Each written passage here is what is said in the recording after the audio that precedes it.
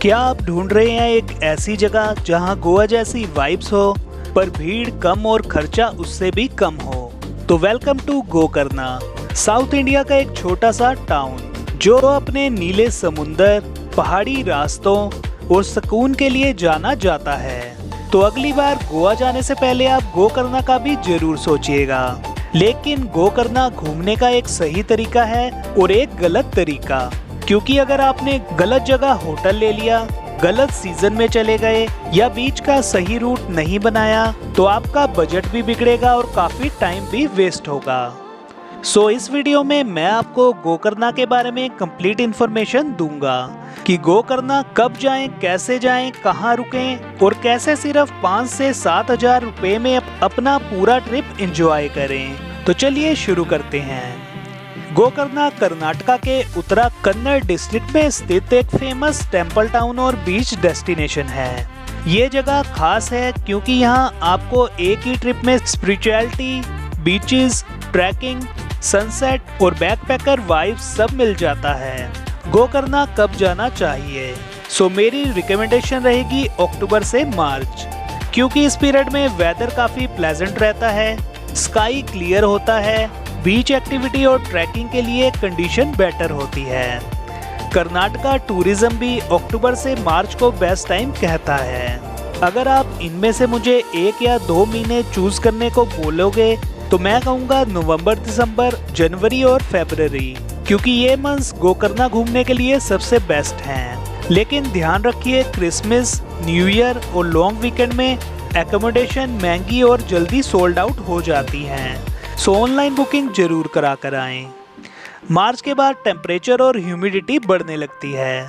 जून से सितंबर मॉनसून में भारी बारिश और रफ सी की वजह से स्विमिंग, बोटिंग और ट्रैकिंग प्रॉब्लमेटिक हो सकती है। इसलिए अगर आपका मेन पर्पस बीच, ट्रैकिंग और फोटोग्राफी है तो नवंबर टू फेब बेस्ट चॉइस रहती है। अब बात करते हैं गोकर्णा कैसे पहुँचें। सो गोकर्णा आप बाय ट्रेन, बस और बाय फ्लाइट आ सकते हैं। ट्रेन से गोकर्णा पहुंचना बहुत ही आसान है। गोकर्णा रोड स्टेशन लगभग हर बड़े शहर से कनेक्टेड है। अगर आप मुंबई या बेंगलोर से आ रहे हैं तो सस्ती स्लीपर टिकट आपको मिल जाएंगी। अगर आपको डायरेक्ट ट्रेन नहीं मिल रही तो आप हुबली या बडगांव तक आ सकते हैं और आगे का सफर बस या टैक्सी से तय कर सकते हैं। बस से अगर आप आना चाहें तो बेंगलोर, गोवा, मैंगलोर और आसपास की कई सिटी से बसेस अवेलेबल रहती हैं, जिससे आप गोकर्णा आ सकते हैं। अगर आप बेंगलोर से आ रहे हैं तो ओवरनाइट बस एक प्रैक्टिकल ऑप्शन रहता है।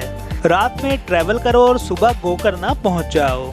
फ्लाइट से अगर आप आना चाहें तो गोकर्णा का अपना एयरपोर्ट नहीं है। Nearest major airport Goa side में है। डेबोलिम एयरपोर्ट लगभग 149 किलोमीटर और मोपा एयरपोर्ट लगभग 175 किलोमीटर के आसपास पड़ता है, जहां की फ्लाइट लेकर आप आ सकते हैं और आगे बस या टैक्सी से गोकर्णा पहुंच सकते हैं।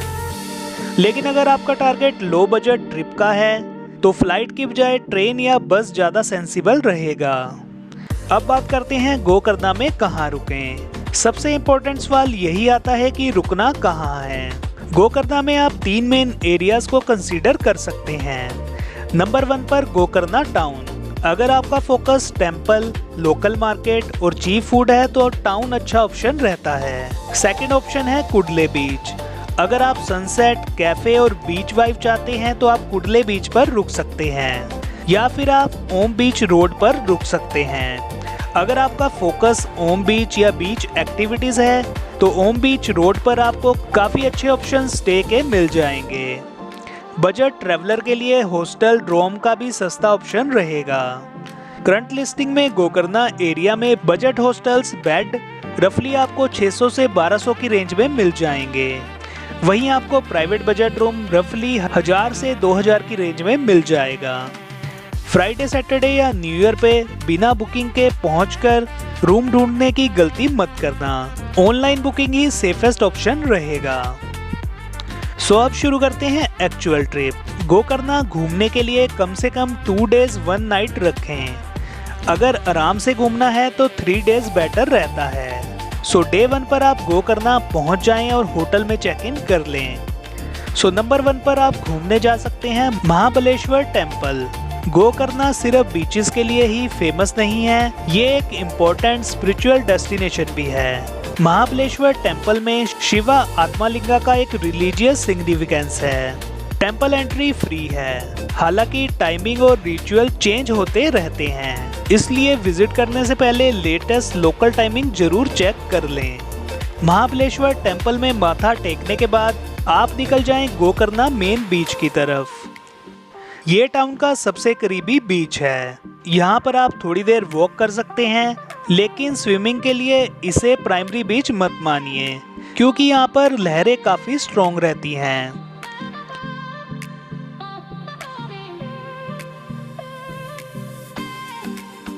नेक्स्ट आप कुडले बीच जा सकते हैं। कुडले बीच एक ब्यूटीफुल कैरसेंट शेप्ड बीच है और सनसेट के लिए बेहद ही पॉपुलर है। यहाँ बीच पर बैठिए, कैफे में कुछ खाइए और थोड़ा रिलैक्स कीजिए। लेकिन अगर आपके पास सिर्फ 2 ही दिन हैं, तो यहाँ पूरा दिन मत लगाइए, यहाँ पर आकर आपको काफी अच्छा लगेगा। नेक्स्ट आप निकल जाइए ओम बीच की तरफ। ओम बीच गोकर्णा का सबसे आइकॉनिक बीच है। इसकी शेप नेचुरली ओम सिंबल जैसी दिखाई देती है, खासकर कि ऊपर से देखने से। यहाँ पर आपको कैफेज, बीच एक्टिविटी और वाटर स्पोर्ट भी मिल जाएंगे। वाटर स्पोर्ट की अवेलेबिलिटी सीजन और सी कंडीशन पर डिपेंड करती है। यहाँ पर आप पहले बीच एक्सप्लोर करें, फिर सनसेट तक यहीं टाइम स्पेंड करें। और अगर आप फोटोग्राफी करते हैं तो ओम बीच के व्यू पॉइंट से ऊपर से जरूर शॉट लीजिए, जहाँ से आपको ये पूरा बीच ओम की शेप में दिखाई देगा। गोकर्णा में आप बीच ट्रैक कर सकते हैं, जो कि गोकर्णा ट्रिप का सबसे एडवेंचरस हिस्सा है। गोकर्णा बीच ट्रैक का रूट कुछ इस सीक्वेंस में रहता है। सबसे पहले आएगा कुडले बीच, उसके बाद ओम बीच, उसके बाद आप हाफ मून बीच और उसके बाद पैराडाइज बीच जा सकते हैं। ओवरऑल ट्रैक रफली 6 से 7 किलोमीटर के आसपास का रहता है। ये ट्रैक इजी टू मॉडरेट रहता है। इस ट्रैक पर आप स्लीपर या प्रॉपर शूज पहनकर आएं। अपने साथ पानी और स्नैक्स जरूर रखें।